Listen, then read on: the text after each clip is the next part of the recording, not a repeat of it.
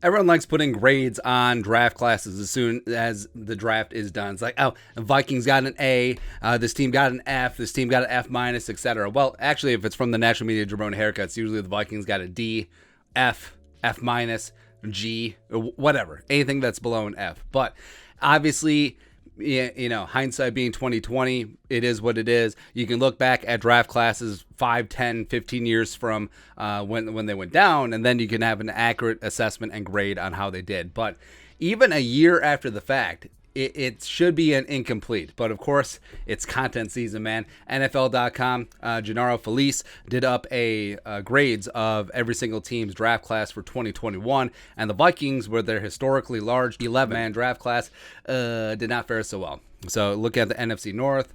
So the Lions got an A-, Penny Sewell on Wuzuriki. Amon St. Brown really stepped up as a fourth-round pick. So I get it. I understand that there. Also, Liam McNeil. I like McNeil, man. McNeil's a great player. And then the greasy grimy Green Bay Packers getting Stokes in the first round. Hell of a pick. Josh Myers was a stud before he got hurt. Amari Rodgers, T. Martin's kid. Yeah, okay. Royce Newman really stepped up nicely as a rookie fourth-round pick. So I get it. Again, I get it. Right. So whatever there.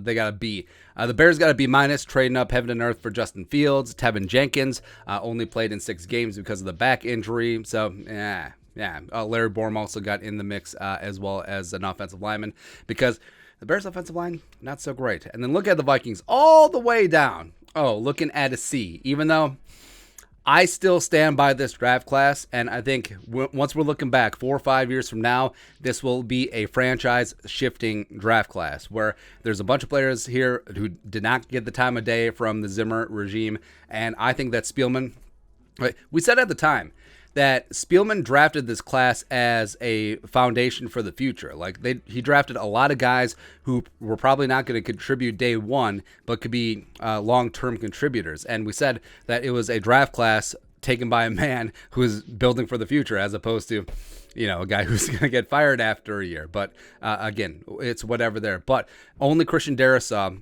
was a regular full-time starter. Kene Nwangu obviously contributed as a kick returner. But both of them, they started off the year slow because King Kene, remember, missed nearly all of preseason. He got hurt on the first preseason game snap.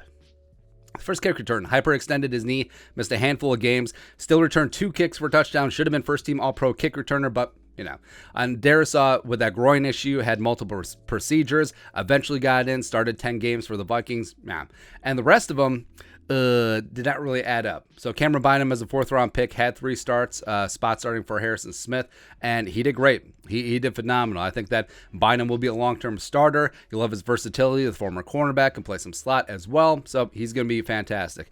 But the rest of the draft class didn't really get the time of day. So I understand why the grade is low. Out of 11 picks, you really only had 2 rookie contributors, and those guys were even hampered with injuries, so they didn't even contribute the full season. I get it. Fully understand. But a handful of these guys, I do think 3-4 years down the road could be legit. So Darrisaw, I think, has a chance to be a Pro Bowl caliber left tackle. Kellen Mond, again, Kellen Mond is bad because he almost threw a pick against the greasy grimy Green Bay Packers. No, like if you're judging Kellen Mond off of what he did in 3 snaps, you're a moron. Get out of here. So I think that Kellen Mond, I don't know if he'll be the future franchise quarterback. Also, you don't know that, or if he won't be. He's Schrodinger's QB. And I think that working with Gerard Johnson, working with the rest of the Vikings and Kevin O'Connell staff is going to be a fantastic boon for the former Texas A&M Aggie. Chad Serap was a guy that was super interesting. So Chad Serap was the 3rd pick of the Vikings draft class in the 3rd round. And the former converted college quarterback, just got his feet wet playing a couple years as a linebacker, played some decent special teams, but wasn't really in the mix, even though the Vikings had a number of injuries and some COVID issues at the linebacker position. So that's interesting. I think that eventually he could compete with a Blake Lynch and a Troy Dye for some snaps. Wyatt Davis, no matter what, of course, he's our guy, got in 6 games on special teams, didn't play an offensive snap, even though the Vikings had a myriad of offensive line issues. But we know that Zimmer had a doghouse, and we know that Zimmer held grudges and vendettas against some of the players. Or at least it seemed to be that way, right?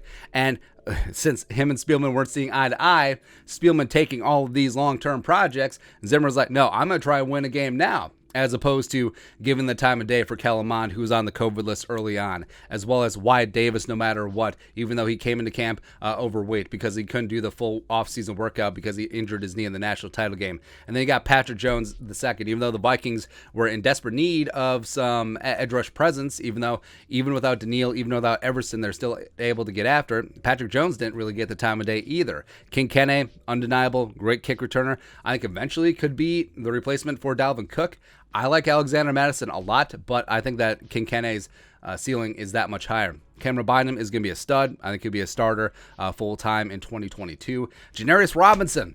I mean, as much as I like Patrick Jones, I was so hyped about Janarius Robinson because of the metrics, the athleticism. He was just another freak for Andre Patterson to work with. And even though Patterson's gone, Janarius, especially since the Vikings moving to an odd front, could be handed dirt, can be stand-up outside linebacker. He has all the physical tools in the world. I can't wait to see what Rumpf and Mike Smith do with him.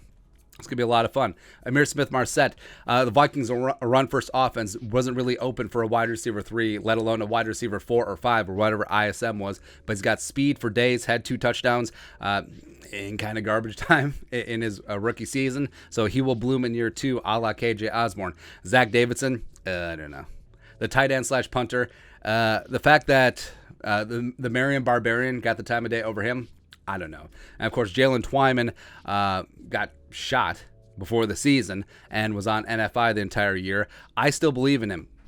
Heart and hustle, just a guy who can get it done. And even though the Vikings are moving away from a traditional 3-tech spot in sub packages, 4-man fronts, I think that he can still get in as a platoon pass rusher and just really get after it. So, yeah, Vikings got to see in these rankings a year after the fact. But we are just scratching the surface of what this class could be.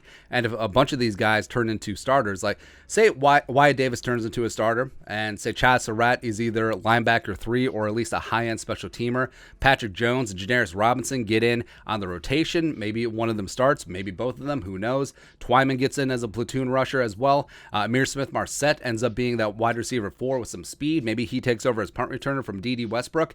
I mean, the sky's the limit, man. And you got Cameron Bynum and Christian Darrisaw. And also, I mean, Kellen Mond is a linchpin here. Is Kellen Mond the heir apparent to Kirk Cousins, or is he not? I guess we'll see. But all these guys, if you learn anything from KJ Osborne, don't write off rookies just because they had a slow rookie year.